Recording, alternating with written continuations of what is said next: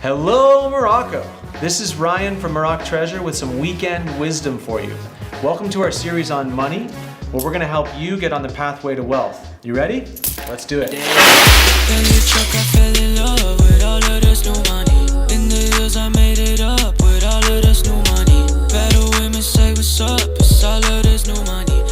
Episode 1 is Get Rich Slowly. Now, I don't get paid in coins, and I didn't go to the bank and ask for this money. But since I moved to Morocco, I've been just keeping my 10 dirham coins. So when I buy something and I get some change, I put the 10s in my pocket, and when I get home, I add them to a pile.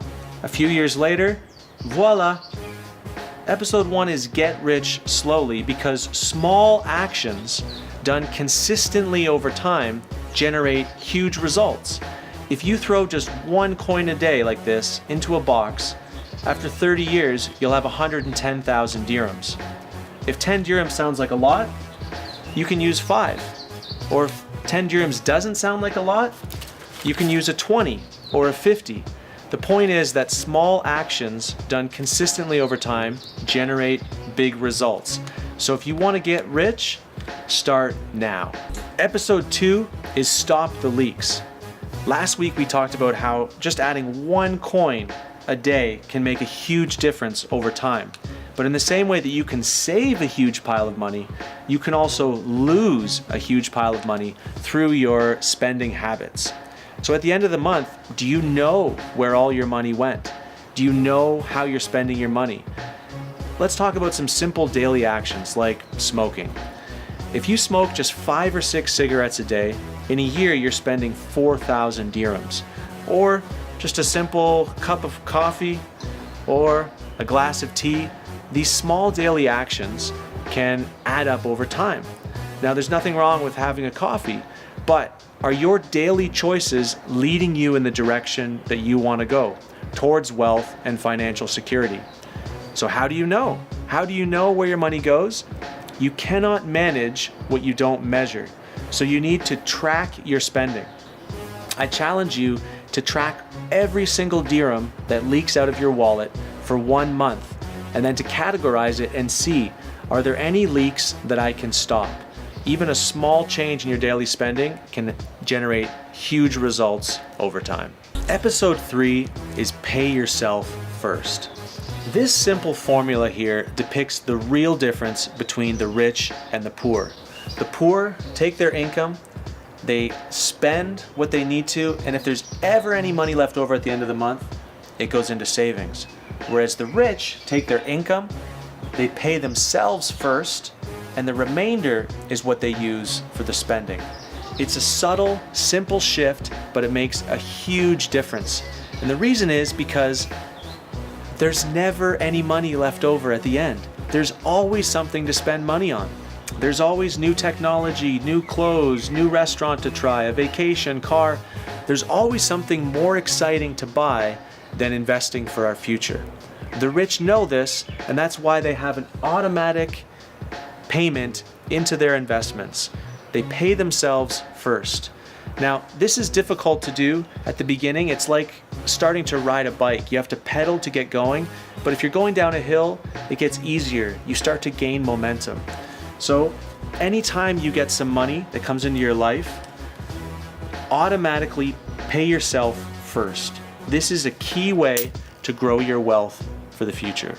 Episode 4 is Get Your Money Working. I told you before that I've been saving 1 coin a day since I moved to Morocco, and that if I do it for 30 years, I'll have 110,000 dirhams. But if I can make my money work and start generating a return for me, at 2.5%, it'll grow to 160,000 dirhams. Or at 5%, 250. If I can make my money grow at a rate of 10%, it'll earn 675,000 dirhams. So even though I only put in 110,000, the money will have multiplied 6 times, all because it's working for me. See, when you choose to invest money, it becomes your employee. It works 24 hours a day, 7 days a week, 365 days a year, earning you income.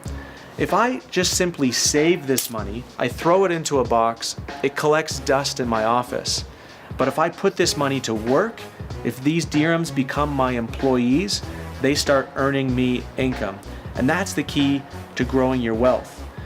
Until your money starts working for you, you will always be working for money. Episode number 5, saving money is for losers. Ask your grandfather how much he had to pay when he wanted to buy a kilogram of coffee, or of apples, or of a liter of milk. Do prices go up or do they go down? Obviously, over time, things get more expensive. Right now, with 100 dirhams, I can buy about 16 trips on the tramway. But 10 years from now, the same 100 dirhams might only buy me 10 or 11 trips on the tramway, because prices rise. Things get more expensive over time. It's called inflation. The rate or speed at which prices go up might be 2%, 3%, maybe even 4% in Morocco. So if your money is growing at a rate slower than inflation, you're losing money. Imagine if you had a big pile of money sitting on the roof of your house and the wind was slowly blowing dirhams and they were floating away. That's what happens if your money is not growing. If you hide it under your mattress or put it in a box in your office, it's stupid. That same money, when you go to use it later on, will be able to buy less than it can today. Saving money is for losers. You've got to put your money to work for you. You've got to take your money and buy assets that will help its value grow. More on that in the next video. Episode 6 is buy assets. If you want to be rich, you've got to buy assets. Okay, let me explain. If something puts money into your pocket every month, that's an asset. Whereas if something takes money out of your pocket every month, it's a liability. So you think about driving a Range Rover. Do you get paid to drive that car, or do you pay to drive it? Okay, obviously a Range Rover is a liability. It takes money out of your pocket every month. You pay for insurance, you pay for road tax, you pay for gas, and the price of that car is going down. It's depreciating over time. A Range Rover is a liability, whereas an investment property, a piece of real estate, is an asset. Yes, you still pay property tax. Yes, you might have insurance. Yes, you might have utility bills, but the rent pays for those things. Money comes into your pocket. I rent this house. I give the owner money every single month to cover the costs, and I haven't seen him in over a year. People think that in order to be rich, you've got to have a high income. Wrong. You need to have assets. When you have a high income, you've got to get up and go to work. It's active, you need to earn it. Whereas when you have assets, it's passive. The money flows into your pocket without having to do a whole lot. Now, if you can grow your assets so that your income continues to rise and rise and rise, eventually you won't need a job. More on that in the next video. Episode 7 is multiple streams of income. Most people have just one source of money coming into their life, and it's their job. If they were to stop working, the money would dry up. There'd be no other sources of wealth flowing into their life. Also, most people match their expenses to their income, so that there's nothing left over to buy assets. This is how the poor live. If they start making more money, they get a raise or a promotion, they just raise their level of spending to match it. And so there's never a chance for them to buy assets and create sources of passive income. But if you want to be wealthy, you need to create multiple sources of income in your life. So in the diagram here, you have money flowing in through your job, but then you take some of that money and rather than spending it, you buy assets, which puts more money into your pocket, so your income grows. Now, if you take this extra income and continue to buy more assets, it starts a cycle that allows your passive income from your assets eventually to equal your expenses. When your passive income equals your expenses, guess what? You no longer need a job. Episode 8 is to create assets. We talked in a previous episode about the power of assets and how they bring money into your pocket each month and allow you to grow your wealth. But rather than just buying assets, the fastest way to earn income is to create an asset. Hey, let me give you an example. If I work as a coach, then my time can earn me money. In order for me to make money, I've got to give my time.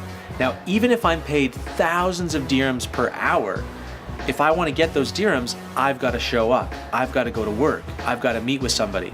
Now, if I created an asset, say for example, if I wrote a book or I created a video course, then it's a lot of work initially, but after that, I've created this asset that continues to generate income or pay me in the future, whether I work or not. I could be sleeping and people are accessing my video course or reading my book anywhere in the world at any time of day or night. I do the work initially, I create the asset, and after that it continues to pay me and generate income. So are there any skills or value that you can offer? Is there an asset that you can create that would generate wealth for you in the future? Episode 9, your finances are your responsibility. Now, if you were born poor, that's on your parents. It's not your fault. You had nothing to do with that. But if you die poor, that's on you. You need to take initiative to educate yourself. Now, money is just a tool. It's something we use to help fulfill our purpose, to help fulfill the mission that we have on this earth. So I'm a husband. I can use money to buy my wife a gift or to take her out for dinner. I'm a teacher. I can use money to invest in my education. I'm a father. I can use money to feed and clothe my family. It's simply a tool that we use to fulfill our purpose. Now, when you look at a tool, we need somebody to show us how it works. Someone that knows how the tool works can pass on their knowledge to us and we can gain experience from them. There's a lot of resources available to teach us about money. You can listen to podcasts, you can attend conferences and events, you can meet with people that have done well financially, ask them to mentor you. You can go to events and seminars, you can watch YouTube videos, and you can read books. Think and Grow Rich, The Richest Man in Babylon, the #1 finance book of all time, Rich Dad, Poor Dad. You find it all over the country of Morocco, very, very readily available. You need to take initiative to educate yourself because your finances are your responsibility. Episode 10, money is not the goal. You know, some people think that money will make them truly happy. They believe that if they could buy what they wanted, when they wanted, where they wanted, and with who they wanted, they'd be truly happy. But if you actually look around, you'll see that there's very happy people in every class of society. You've got people who don't seem to have much, but they're very happy. And you've got people who have everything, but they experience awful problems and pain. Ultimately, money is important. It's an important part of our lives, but it's not the goal. It's just a tool that we use to fulfill our purpose on this earth. What we really want is we want fulfillment. We want satisfaction. We want peace and love in our relationships. We want to make a difference. We want to contribute. We want to do good in this world. We want our life to matter. We want significance. Now, money's an important tool that can be used to reach those things. It can be the means to an end, but it's not the goal.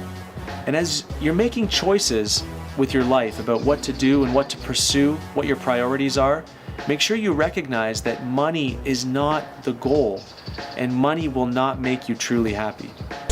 What's up, Morocco? I'm coming to you from the airport to introduce episode number 11, Enough is Enough. Believe it or not, you can reach a point where more money will actually decrease your happiness in life, decrease your fulfillment. I'm going to show a chart here that compares your fulfillment against the amount of money you have, and it helps explain what that can look like. Check it out. The fulfillment curve illustrates that as our wealth or as our income grows, our satisfaction or our fulfillment can also grow, but only to a certain degree. Now, think about it. If you're cold and you're shivering, and you all of a sudden earn enough money to buy yourself a coat, it'll make a huge difference in your satisfaction. But if you already own 3 coats and then you buy a 4th, it's going to make very little difference in your fulfillment and in your happiness. Eventually, it can even reach a point where increasing your wealth, increasing your income, can actually decrease your happiness or decrease your fulfillment in life, because it's adding clutter, it's adding complexity, and it's adding hassle, both in your day-to-day life and in your relationships. Rich people can testify to the fact that many of them were happier when they had less, when their life, when their relationships were much simpler. Money should never be number one in our lives. It's not the source of happiness or the source of fulfillment. It's just a tool that we use to achieve our goals and to accomplish our purpose on this earth. If you chase money, you'll always want more. It's like drinking salt water. It'll never quench your thirst. It'll just leave you desiring more and more. So don't make money the objective or the idol in your life. Find your purpose and your fulfillment in other things. That was this week's Money Minute. Make sure you share it with your friends. Think about it. If you don't help them get rich, then you'll always be paying for them. Check out our YouTube channel. We've got more videos on money, on personal development, on finding jobs in Morocco, and more. We're going to be back next week with another video, so be sure to subscribe to our channel, follow our page on Facebook, and until next time, get wisdom.